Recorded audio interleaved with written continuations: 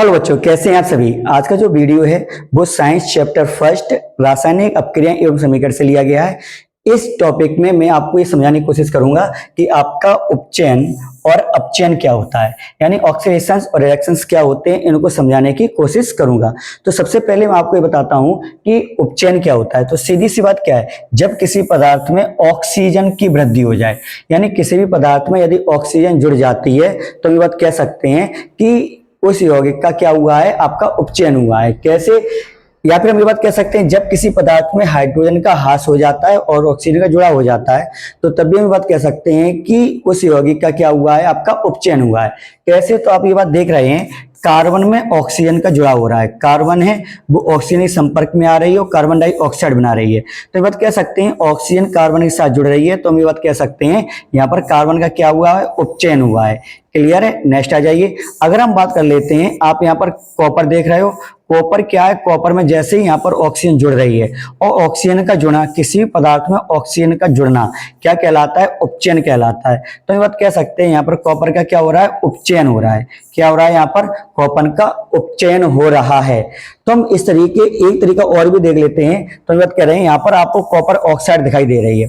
Copper oxide की अपक्रिया जैसे hydrogen से करवाते हैं तो कॉपर क्या काम करती है, कॉपर ऑक्साइड अपनी ऑक्सीजन को छोड़ देती है और छूटी हुई ऑक्सीजन हाइड्रोजन पे अटैच हो जाती है और क्या बना लेती है, जल बना लेती है। तो हम बात कह सकते हैं हाइड्रोजन का यहाँ पर क्या हो रहा है, हाइड्रोजन का यहाँ पर क्या हो रहा है, आपका उपचयन हो रहा है। यानी हाइड्रोजन में जाकर क्या जुड़ रही है, ऑक्सीजन जुड़ रही है। तो ऑक्सीजन का जुड़ना क्या होता है, उपचयन होता है। उसी तरीके से अगर कि अपचयन क्या होता है, सीधी सिंपल सी बात है, किसी भी यौगिक से यदि आपका या किसी भी पदार्थ से यदि आपका प्यारा सा ऑक्सीजन हट जाए, यानी ऑक्सीजन का जो हटना होता है वो क्या कहलाता है, अपचयन होता है। तो हम बात कह सकते हैं, एक एग्जाम्पल आप ये देख रहे हैं कि आपका कॉपर ऑक्साइड दिया गया। कॉपर ऑक्साइड की अपक्रिया यदि हाइड्रोजन से करते हैं तो कॉपर ऑक्साइड सिर्फ क्या रह जाता है, कॉपर हो जाता है। यानी यहां से ऑक्सीजन हट जाती है और किसी भी पदार्थ से ऑक्सीजन का हटना क्या कहलाता है, अपचयन। तो हम बात कह सकते हैं कॉपर ऑक्साइड में अगर देख लिया जाए तो कॉपर का क्या हो रहा है, अपचयन हो रहा है। क्लियर है। अब ये जो आपकी ऑक्सीजन है वो ऑक्सीजन जाकर कहां पर जुड़ रही है, हाइड्रोजन पर। तो वो ऑक्सीजन कहां पर जुड़ रही है, हाइड्रोजन पर। तो ऑक्सीजन जब किसी तत्व या किसी पदार्थ से जुड़ती है तो हम ये बात कह सकते हैं क्या हो रहा है, उपचयन हो रहा है। तो हम ये बात कह सकते हैं यहाँ पर हाइड्रोजन का क्या हो रहा है, उपचयन हो रहा है। क्लियर है। तो ऐसी आपकी सभी अपक्रियाएं जिनमें उपचयन और अपचयन दोनों ही होता हो उन्हें कहा जाता है रेडॉक्स अपक्रिया।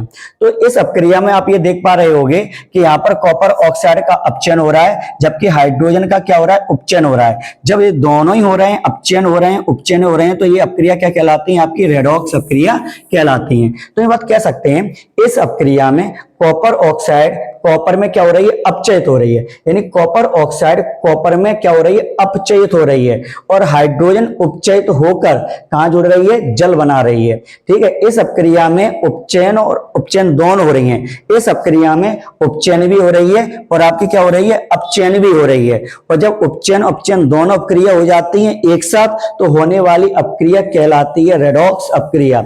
और ये रेडॉक्स अपक्रिया काफी बार एग्जाम में पूछी भी जा चुकी है, इसलिए आप इसको बहुत ही बेहतरीन तैयारी रखें और इसको तैयार रखें। क्या रेडॉक्स अपक्रिया क्या होती है, ऐसी सभी अपक्रियाएं जिन अपक्रियाओं में उपचयन और अपचयन दोनों ही होता हो तो उन्हें कहा जाता है रेडॉक्स अपक्रिया।